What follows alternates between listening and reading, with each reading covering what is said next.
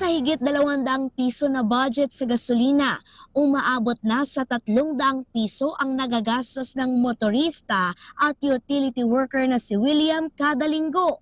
Dahil daw yan sa magkakasunod na taas presyo ng petrolyo.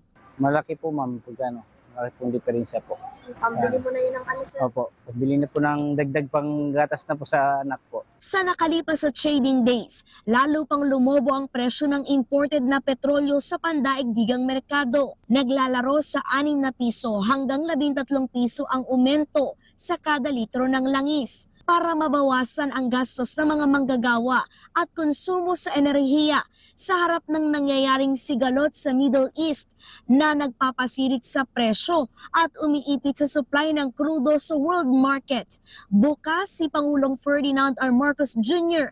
na pag-aralan ang isinusulong sa Senado na gawing 4 na araw ang pasok sa trabaho kada linggo. Sa ngayon po ay maaaring pag-aralan po ng Pangulo ang ganyang suwestyon, lalo na kung magiging malala pa po ang nangyayaring Israel-Iran issue. Ayon kay Senator Win Gatchalian, maaaring ipatupad ang 4 na araw na pasok sa isang linggo kapalit ng mas mahabang oras ng trabaho bawat araw. Ibig sabihin, aabot na sa 10 oras ang bubunuin para makumpleto ang 40-hour work week. Maaari ring gawin ang work from home arrangements sa isang araw na pagtatrabaho sa buong linggo.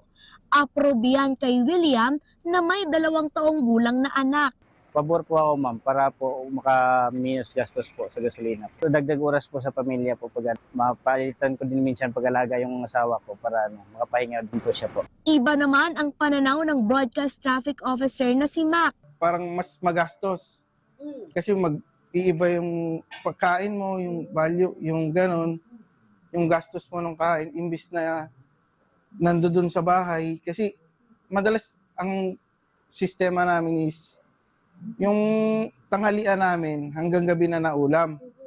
Kung maglulong hours ka sa office, magiging cargo ko na yung pagkain, lahat extend. Para maibsan ang bigat sa presyo ng langis at epekto nito sa mga pangunahing serbisyo at bilihin, napapanahon na ayon sa Malacanang na pag-aralan at talakayin ang pagbibigay ng special power sa Pangulo ng Pilipinas para bawasan o alisin ang excise tax o buwis sa petrolyo. Gusto lamang po niya sana ay magkaroon po siya ng power, pero temporary lamang po ito.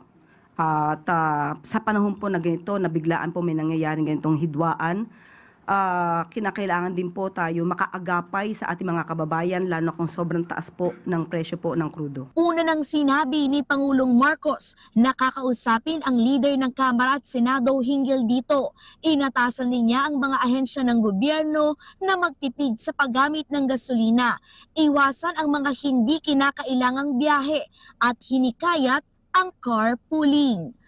Keleza Pardilia para sa Pambansang TV sa Bagong Pilipinas.